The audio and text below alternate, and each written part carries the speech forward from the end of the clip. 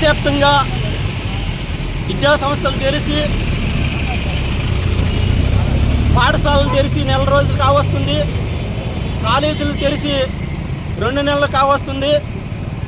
అయినా విద్యార్థులు అనేక సమస్యలతో సతమతమవుతున్నారు.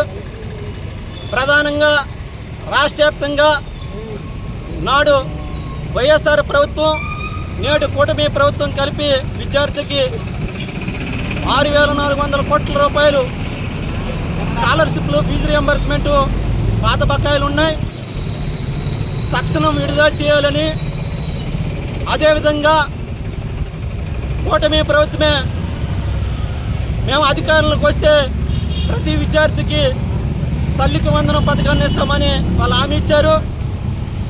మరి తల్లికి వందనం పథకాన్ని చాలామంది విద్యార్థులకు రాలేదు.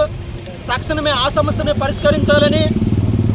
అదేవిధంగా మరి విద్యా హక్కు చట్టం ద్వారా ఉచిత సీట్లు ప్రభుత్వమే కేటాయించింది. రాష్ట్రంలో 96,000 మంది విద్యార్థులకి సీట్లు కేటాయించారు.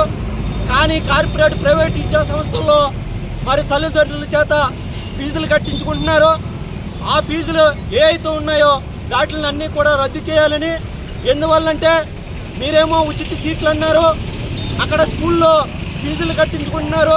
ఈ పద్ధతి ఏదండి మేము ప్రశ్నిస్తున్నాం. అదేవిధంగా ఓ పక్కన కాకినాడ మరి పట్టణంలో పిఆర్ వొకేషనల్ కాలేజ్ ఉంది. వొకేషనల్ కాలేజీలో 800 మంది విద్యార్థులు ఉన్నారు.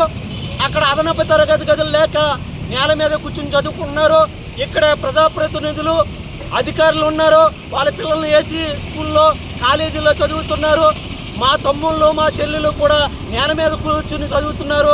మరి ఇది ధర్మం అని మేము ప్రశ్నిస్తున్నాం, అడుగుతున్నాం. ఇప్పటికైనా అధికారులు, ప్రజాప్రతినిధులు కళ్ళు తెరిచి కాకినాడ పట్టణంలో పిఆర్ వొకేషనల్ కాలేజీని అభివృద్ధి చేయాలని. అదేవిధంగా ఇక్కడ కాకినాడ పట్టణంలోనే అంబేద్కర్ నెంబర్ 1 హాస్టల్ ఉంది. గతంలో 200 పైగా విద్యార్థులు ఉండేవారు.